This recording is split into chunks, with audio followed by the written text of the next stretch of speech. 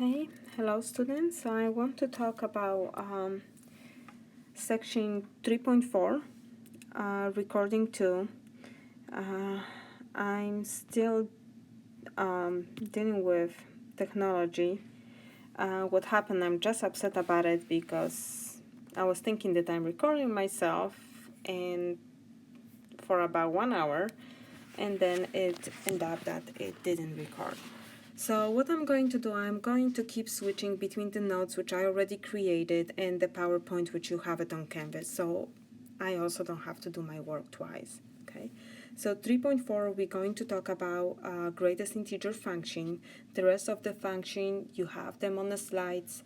They I think very straightforward and easygoing. So I want to explain the greatest integer function. Okay, there are two notations of greatest integer function. F of x it's equal integer of x. That's one. That's the one which you see on the PowerPoint. But some of the textbook, they also use the notation which looks like that double absolute value, which is also correct. This is also the notation the greatest integer function. So what is the greatest integer function? The greatest integer function is the function, the greatest integer function is the function which outputs are integer less than or equal to x. So what that means? That means that for x you can pick any x you wanted. Your output, which will be the y value, has to be only integer. -5, -4, -3, -2, -1, 0, 1, 2, and so on. So the function, which you're going to see the graph in a second, it's very interesting. Okay, you're going to see actually the horizontal line like a steps. Okay, you're going to see segments and then jump to the next y value. Very nice function. So I'm going to start working with the examples of the PowerPoint. So let me just quickly go back. You guys, we're talking right now about the greatest integer function. Okay, the greatest integer function, it's a definition, integer of x, greatest integer less than or equal to x, and we're going to talk about this graph. Okay, so before you will see the whole picture of the graph. Let's do the example. So that's what I want to do with that's what I want to do next with you guys. Okay. Evaluate the greatest integer function f of x equal integer of x. Evaluate this function for x equal 1, x equal 0.5, x equal 2.3, x equal -1.7. So solution. When x is equal 1, when x is integer, the output, the y value of greatest integer function is always integer. So when x is integer, the output will be exactly the same integer. So what I did, I replaced x with 1, and integer of 1 is just the same integer. So we have a 0.1 comma 1. So when x is integer, the y value will be exactly the same integer. We don't want to think about this more than that. Now for b, x is equal 0.5. So the output, the y value of greatest integer function has to be integers. So your solution can't be 0.5. So which integer are you going to select? Okay, 0.5, it's between two integers, 0 and 1. You always select the integer which is on the left. So, because the definition of greatest integer function, it's the integer which is less or equal to the x value. So integer which is less than 0.5, it's 0. So that's our output, y equals 0. What that means, that we have a point on the graph, 0.5. Again, x can be any number you wanted, y, that's the only one which has to be integer, 0. Now, let's talk about c. X is equal to 2.3, okay? So the y value can't be 2.3. It has to be integer. So which integer you're going to select? You're going to select the integer 2, because 2.3 is between 2 and 3. So you're always selecting the integer which is on the left. So y value will be equal to, okay? And so on. One more example, let's do one with negative, when x is equal negative 1.7. So negative 1.7, it's between negative 2 and negative 1. So the y value of greatest integer function will be the integer which is always on the left side of our x value, which is negative 2. So the y value is equal to negative 2. So having those 4 points, let's see how the graph looks like. Again, here on the PowerPoint you have many more points which you can just plug in on a graph, and like you guys see, the greatest integer function, like you see the y values, which is the range, are only integers. You have negative 2, negative 1, 0, 1, 2, 3, and so on for y values. So what happened, you have that horizontal segment, and when all the time at the points when x is equal to integer, you're going to have a jump to the next y value. So like in this case, let's say when x is equal negative 1.7, the y value will be equal negative 2. But when x is equal negative 1, the y is equal 1. So when you have that open circle, that just shows you that it's going to be a jump to the next y value. So how you have to understand the graph of greatest integer function? Okay, definitely it's not continuous graph because you have a gaps over there. But you have infinitely many segments, horizontal line, which belongs to the same graph. Okay. So what we're going to do next, and of course where you have the open circles, that means it's going to be the jump to the next y value, so that's not part of the graph. It just shows you that x's are approaching, let's say here, 2, and when x is equal to 2, then the y value will be 2, and we're jumping to the next step. So next what I want to do, I want to talk about the piecewise-defined function. Piecewise-defined function, it's technically a function which it's created or composed by putting couple functions together. Each of the function, it's different. So going back to the example from your PowerPoint, the first example which you see, it's piecewise-defined function because you have 3 pieces which we're putting together and creating brand new function. And what is interesting about this function, that each equation, each function has very own specific domain.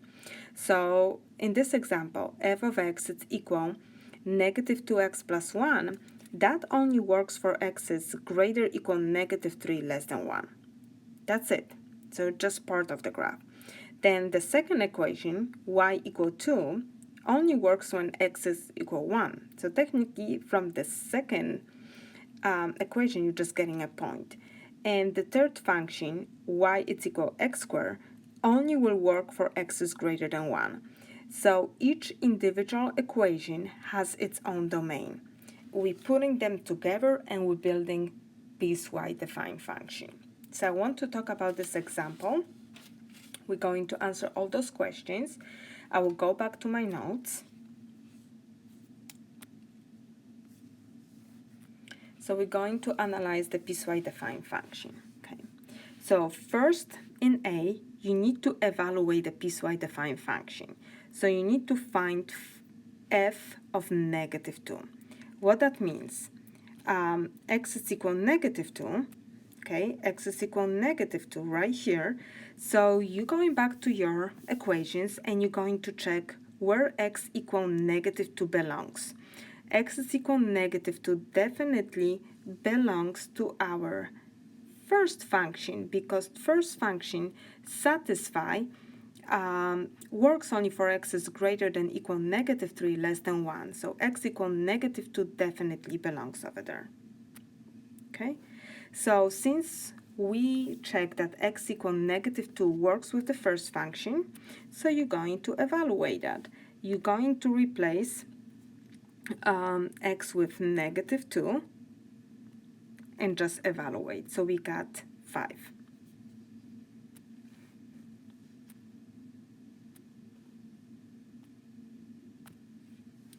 Now let's go back. Next, what we need to do, we need to evaluate function when f of 2. What that means, x is equal to. So you're going to do exactly the same thing.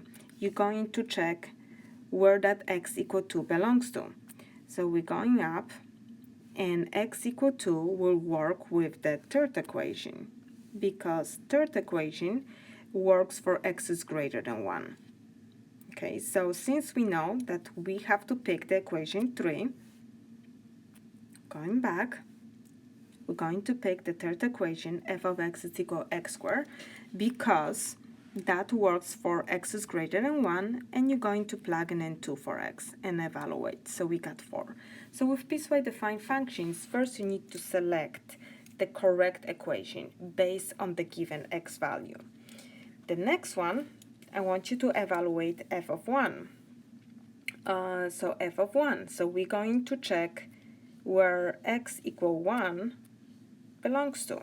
So we're going back to our original function right here, and x equal 1 works only for the second equation, f of x equal 2, and that only works for x equal 1. So what that means, to evaluate this function, you need to select the second equation.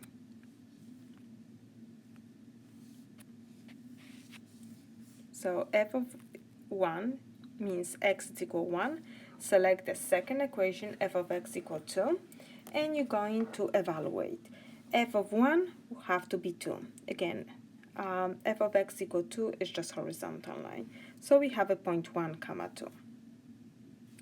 Okay, that was evaluating the function. Next, in part 2, you need to find the domain of the function. So what I did with this example, I copy, let me go back, all the conditions for x. So I copy all those conditions for x. I know that piecewise-defined functions has 3 pieces, and I copy all the conditions. X greater equal negative 3 less than 1, x has to be equal 1, and x has to be greater than 1. Okay?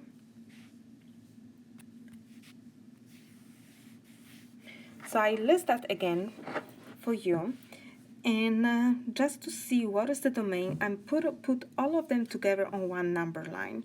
So first what I did, I graph the interval where x is greater than equal negative 3 less than 1, and I use that using the black marker. Okay. Next what I did, I just select x equal 1 on the number line right here, and we including that point on the graph. And the last part which I did, x has to be greater than 1, and I mark that using red color. Okay, so I put all of those pieces together on the number line, and now it's easy for me to read the domain because you're combining them together. So domain has to be interval from negative 3 to positive infinity. Okay, next, locate any intersect. So this one can be a little tricky, so I recommend it to break it down. So in this problem, I start with finding the X-intercept. So to find the X-intercept, you have to make y equal 0. Okay, so I went back to our original problem right here.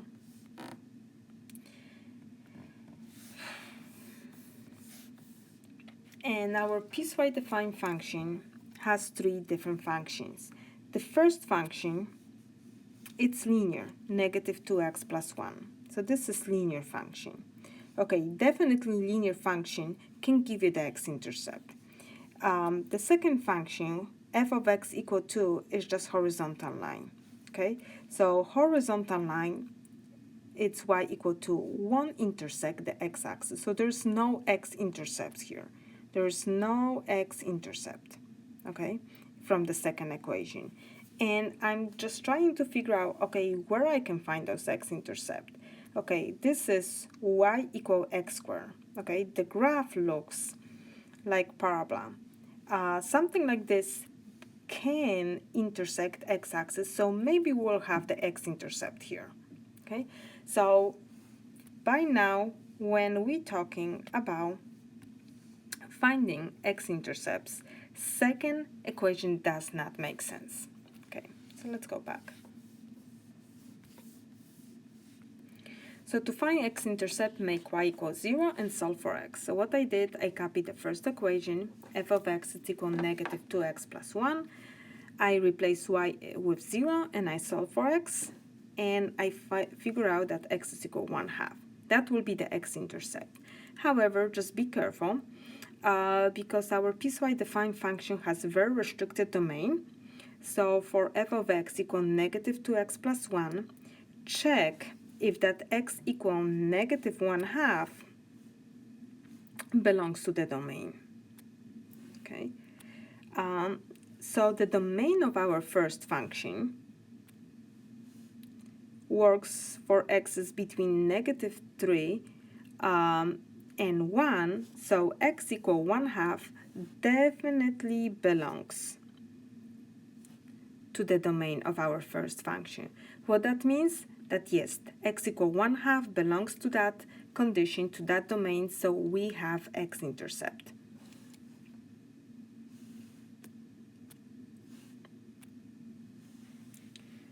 Next,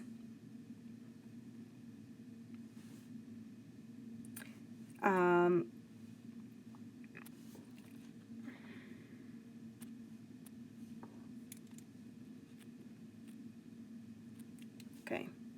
Next, check if f of x equal x squared, which works only for x's greater than 1, has x-intercepts. So to find the x-intercepts, we're doing exactly the same thing. We're making y equals 0 and we're solving for x. We end up with x equals 0. So now when you have that x equals 0, you're going to check if that x equals 0 right here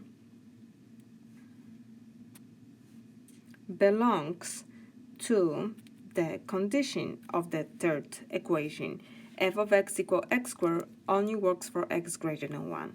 So x equals 0 does not belongs to the condition x greater than 1, so definitely can't be x-intercepts because that does not belongs to the domain of our function. So x equals 0 does not belongs to the domain, which means x equals 0 is not the x-intercept of piecewise-defined function. Next, what we're going to do, and I already mentioned why I didn't really pay attention too much to the second equation, which is y equal 2. This is just horizontal. This is just the horizontal line, which will never intersect the x-axis. So there's no way that we can find the x-intercepts from the second equation. Okay, now we talk about the x-intercepts. What else you need to do? You need to find the y-intercept. So to find the y-intercept, make x equals 0 and solve for y. So in this case, not to do your work too much, check which function, which equation works for x equals 0. So I'm going back to original problem, and I'm checking the conditions of the domain. X equals 0. To find the y-intercept, we need to make x equals 0. So that x equals 0 will only works with the first equation, which works for x's between negative 3 and 1. So we're only going to find the y-intercept of the linear function, y equal negative 2x plus 1. It doesn't make sense to find the y-intercept of the second equation because the second equation only works when x is equal 1, and it doesn't make sense to find the y-intercept for the third equation, which only works for x is greater than 1. So again, I went back to original problem and I check where x equals 0 belongs to, okay? Because to find the y-intercept, you need to make x equals 0. So that only works with the first equation. Okay, so we're going back. Now we're finding the y-intercept. So to find the y-intercept,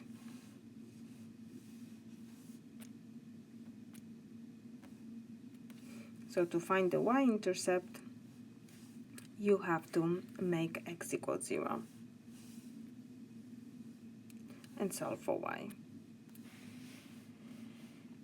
Okay, so it only works with the first equation, so we're replacing x with 0, we end up with y equal 1, so we have y-intercept, which is the y-intercept of the first equation, and also it's our y-intercept of the piecewise-defined function.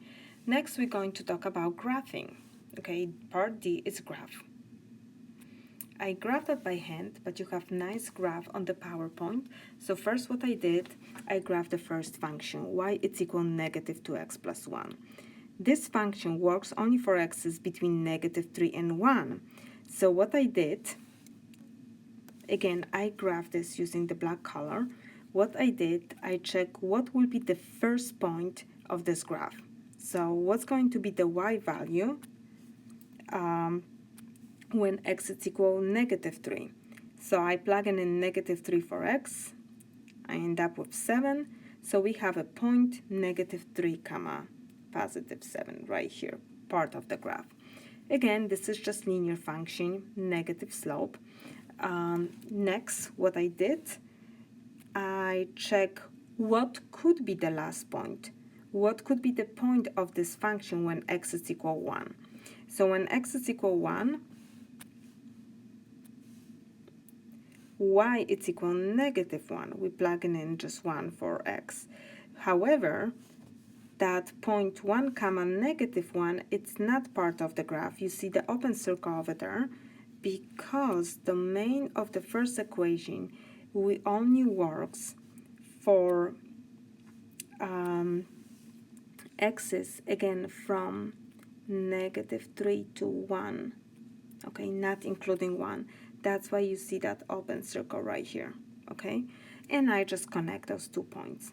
And this is our first graph. That's the first piece. Next,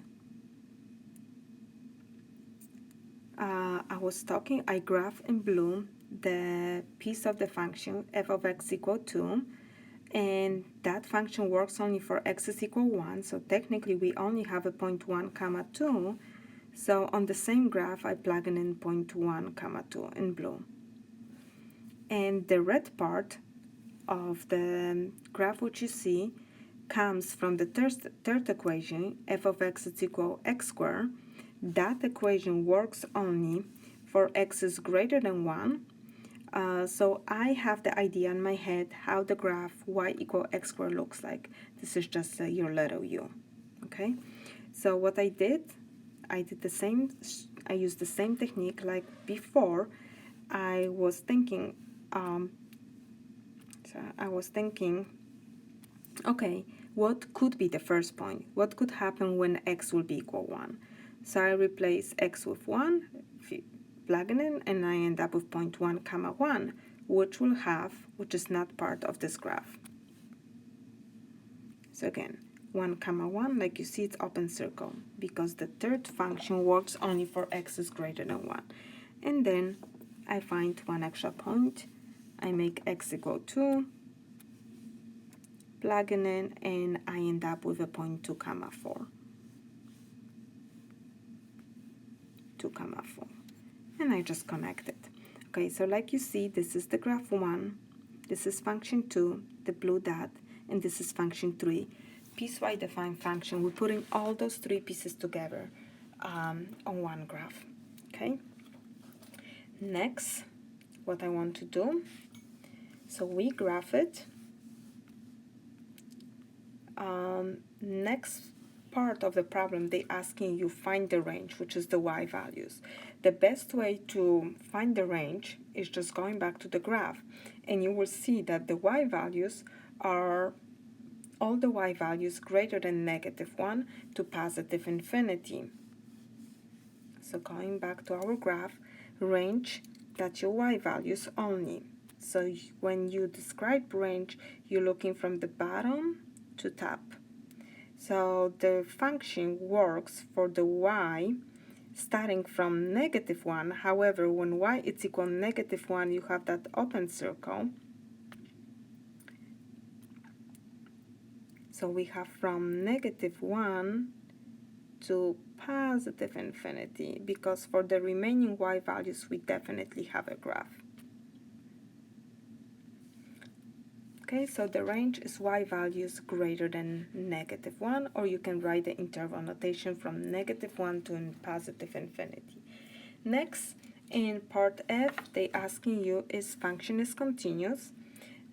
We'll talk soon about continuous and discontinuity, but technically from the graph, how you know that the graph is continuous? If you can graph something with the pencil without lifting the pencil from the paper, something like that will be continuous. Okay, our graph, again, look like this. There's no way that I can draw this graph by one shot without lifting pencil from the paper, in this case, from my iPad. So this function definitely is not continuous. Again, better explanation, we have gaps on the graph. So something will have gaps, it's not continuous. And that's it. Thank you so much for listening to the recording. Good luck with section 3.4, and like always, you can send me email if you need more explanation, so I can set up the conference with you using Canvas. Either we'll use the Zoom, or maybe we'll use the blue button. So send me an email if you struggle with section 3.4, or if you have any questions. Thank you so much, and have a great day.